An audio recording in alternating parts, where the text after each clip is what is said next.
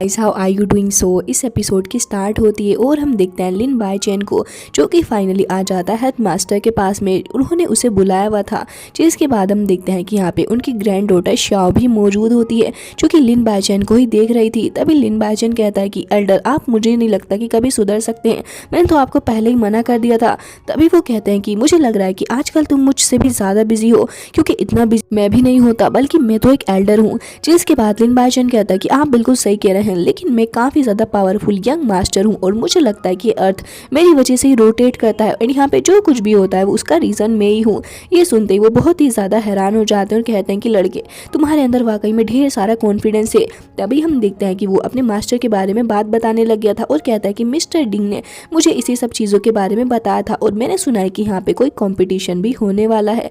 तभी वो कहते हैं कि हाँ, उन्होंने बिल्कुल सही बताया, यहाँ पे काफ़ी ज़्यादा फेमस एक कॉम्पिटिशन होने वाला है। जिसके बाद वो कहते हैं कि मुझे लगता है कि तुम काफ़ी ज़्यादा टैलेंटेड हो, और फिर तुरंत ही एक बुक उठा के उसकी तरफ को बढ़ा देते हैं और कहते हैं कि मैं ये चाहता हूँ कि अगर तुम भी इसके अंदर पार्ट ले लोगे तो फिर काफ़ी ज़्यादा सही रहेगा, और मुझे लगता है कि तुम्हारे मास्टर डिंग भी इस बात से काफ़ी ज़्यादा खुश होंगे। तभी बाईचेन कहता है कि क्या आप मुझे मरवाना चाहते हैं? आपको क्या लगता है कि आपकी इन घटिया साजिशों के अंदर मैं आ जाऊँगा? कभी भी नहीं, ना तो मैं मरना चाहता हूँ और ना ही मैं फाइट करना चाहता हूँ, मुझे सेफ ही खेलना है। जिसके बाद वो उस बुक को वहीं पे पटक देते हैं और कहते हैं कि ये बुक कितनी ज़्यादा पावरफुल है, तुम्हें पता भी नहीं है, अंदाज़ा भी नहीं है तुम्हें इस बुक के बारे में, और तुम्हें पता है कि ये बुक तुम्हारे मास्टर के एक ओल्ड डिसाइबल से रिलेटेड है, जिसका नाम चेंग पोथियान था। ये सुनते ही वो कहता है कि क्या कह रहे हैं आप, क्या ये सच में ऐसा है? तभी वो कहते हैं कि हाँ, और अगर तुम्हें बिलीव नहीं होता तो फिर उठा के इसे पढ़ लो, इसके अंदर वर्ल्ड रिकॉर्ड भी है। तभी लिन बाईचेन उठा के उसे पढ़ने लग जाता है और फिर उसके बाद वो शाओ की तरफ को थ्रो कर देता है, जिसके बाद शाओ भी उसे पढ़ती है। तभी हम देखते हैं कि हेड मास्टर उसको स्टोरी बताने लग गए थे पास्ट की,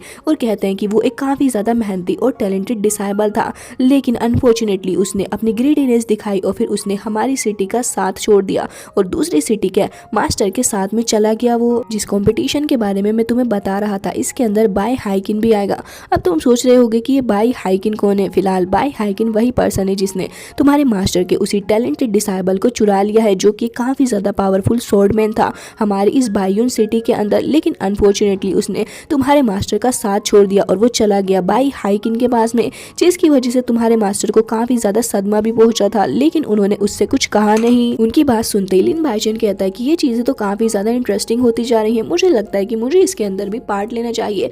तभी वो कहते हैं कि हाँ, और तुम्हें ये काफ़ी ज़्यादा बच्चों का खेल लगता है, ये मजाक नहीं है कोई, सिर्फ 36 इन्विटेशंस ही हैं जो कि काफ़ी ज़्यादा बड़े बड़े लोगों के बीच में बटेंगे, और मुझे नहीं लगता कि इन्विटेशन अब तुम्हारे पास में आ सकता है, क्योंकि इसके लिए भी पहले से अपॉइंटमेंट का ट्रायल देना पड़ता है। जिसके बाद हम देखते हैं कि उस बुक को उठा लेते हैं। जिसके बाद लिन बाईचेन कहता है कि वैसे मैं आपको बता दूं मास्टर, अगर मैं डिसाइड कर लूं तो फिर मुझे कोई रोक भी नहीं सकता। ये सुनते ही वो हंसने लग जाते हैं और कहते हैं कि दिमाग खराब हो चुका है तुम्हारा, अगर मैं तुमसे कह रहा हूँ कि इन्विटेशन के बिना तुम वहाँ पे नहीं जा सकते तो भला ऐसा कैसे हो सकता है? तभी लिन बाईचेन कहता है कि मैं काफ़ी कुछ कर सकता हूँ, बस आप मुझे ये बताइए कि इसके अंदर आखिर मुझे करना क्या होगा। तभी वो कहते हैं कि तुम्हें पता भी है, इस कॉम्पिटिशन के अंदर सबसे पहले तो तुम्हारी स्ट्रेंथ चेक करी जाएगी, अगर तुम्हारी स्ट्रेंथ अच्छी हुई तभी तुम आगे जा सकते हो, और फिर उसके बाद काफ़ी सारे और भी टेस्ट्स होंगे। मुझे नहीं लगता कि तुम उन सभी को दे सकते हो, क्योंकि वो काफ़ी ज़्यादा हाई लेवल के हो, तुम्हारी ट्रेनिंग इतनी ज़्यादा नहीं है और ना ही तुम्हारी मार्शल आर्ट स्किल्स।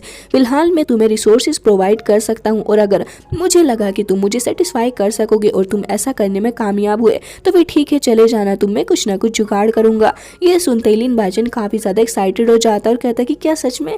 अगर ऐसा है तो फिर मैं तो इसे अभी से ही करने के लिए तैयार हूँ, प्लीज़ मेरी हेल्प करें इसमें। जिसके बाद शाओ भी कहती है कि प्लीज़ हमारी हेल्प करिए ग्रैंडपा, मुझे लगता है कि हम ऐसा कर सकते हैं। तभी वो कहते हैं कि अगर ऐसी बात है तो फिर सबसे पहले तो तुम्हें लाइब्रेरी जाना होगा, और मैं तुम्हें अलाउ कर रहा हूँ कि वहाँ से तुम कुछ भी चूज़ कर सकते हो, तुम्हारी पसंद की बुक्स, लेकिन वो 3 से ज़्यादा नहीं होनी चाहिए, एंड तुम्हें इतनी अच्छी अपॉर्चुनिटी कहीं और नहीं मिलेगी, तो फिर जाओ जल्दी से सिलेक्ट कर लो अपने लिए कुछ अच्छी अच्छी बुक्स। जिसके बाद हम देखते हैं कि दोनों ही उन्हें ग्रेट करते हुए वहाँ से निकल जाते हैं। मास्टर उस बुक को ही देखने लग गए थे। सीन कट होता है और लिन बाईचेन को देखते हैं, जो कि फिलहाल लाइब्रेरी के अंदर आ चुका था और देख रहा होता है आसपास रखी हुई बुक्स को। जिसके बाद वो कहता है कि अगर मेरे पास में मेरा फ़ोन होता तो फिर मैं काफ़ी ज़्यादा आसानी के साथ में सारी प्रोसेस को कर लेता। फिलहाल वो आसपास रखी हुई बुक्स को एक एक करके चेक कर रहा होता है, लेकिन उसे कुछ ढंग की बुक नहीं मिल रही होती।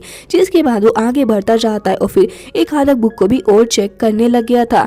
जिसके बाद हम देखते हैं कि वो थोड़ा सोच में भी पड़ जाता है कि आखिर अब वो क्या करे, क्योंकि अब सिचुएशन काफ़ी ज़्यादा अजीब सी हो चुकी है। उसे 3 बुक चूज़ करनी है, लेकिन मिल उसे से एक भी नहीं रही।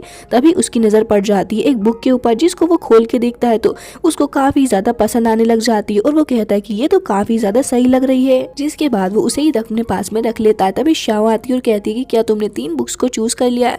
तभी वो कहता है कि नहीं, मैंने 3 को तो नहीं चूज़ किया। जिसके बाद शाओ अपनी 3 बुक्स को दिखाने लग जाती है और कहती है तो क्या तुम एक ही रखने वाले हो? तभी वो कहता है कि हाँ, क्योंकि मैं काफ़ी ज़्यादा लेजी हूँ और मुझे नहीं लगता कि मैं इसे प्रैक्टिस भी कर पाऊंगा ढंग से, तो इसलिए मैंने एक ही ले ली। और जहाँ तक मैं समझता हूँ इसको प्रैक्टिस करना भी मेरे लिए काफ़ी ज़्यादा हार्ड हो जाएगा। जिसके बाद हम देखते हैं कि दोनों ही वहाँ से निकल के जा रहे होते हैं। रिसेप्शनिस्ट की नज़र पड़ जाती है लिन बाइचेन के ऊपर, तो वो तो भाई साहब बौखलाई जाती है कि उससे पहले शायद से लड़के ही नहीं देखे हो उसने। जिसके बाद लिन बाइचेन को भी देखते हैं जो कि तिरछी नज़रों से उसको देख रहा होता है और फिर तुरंत ही वहाँ से चला गया था। सीन कट होता है और मेन हॉल के अंदर हम 2 डिसाइबल्स को देखते हैं जो कि आपस में खड़े हुए थे। तभी वहाँ पे एक लड़की कहती है कि ब्रदर, मुझे लगता है कि आज आपको कुछ लेसन सिखाई देने चाहिए मुझे स्वॉर्डमैनशिप को लेके।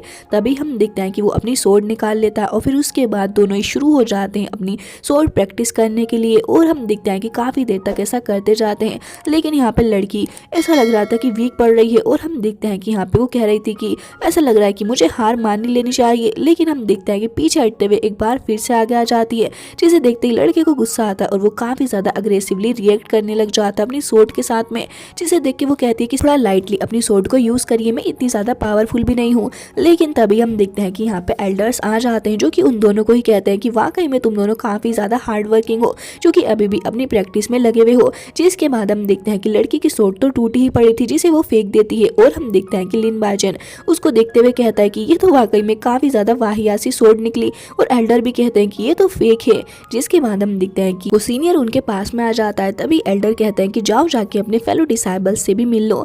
जिसके बाद हम देखते हैं कि वो चारों ही एक लाइन के अंदर आके खड़े हो जाते हैं। तभी एल्डर कहते हैं कि मुझे तुम चारों के ऊपर ही काफ़ी ज़्यादा भरोसा है, इसलिए मैं काफ़ी ज़्यादा खुशी के साथ में तुम्हें ये बताना चाहता हूँ कि तुम सारे ही जा रहे हो सन कॉन्टेस्ट के अंदर और तुम वहाँ पे जाके हमारी अकेडमी का नाम रोशन करोगे।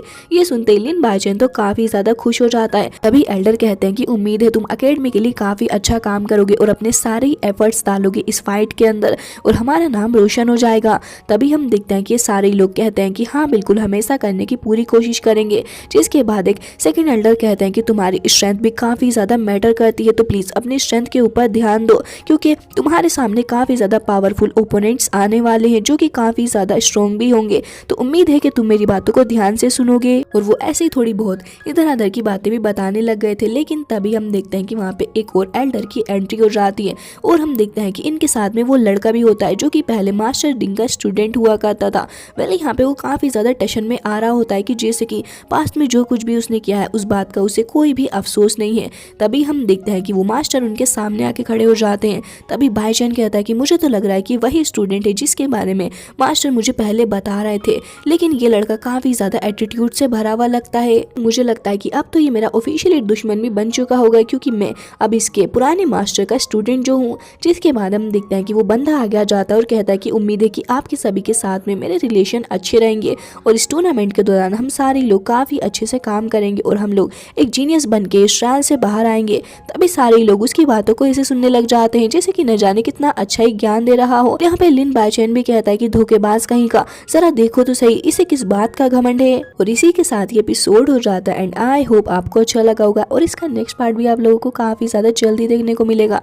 सो मिलते हैं नेक्स्ट वीडियो में, तब तक के लिए bye bye, take care of yourself.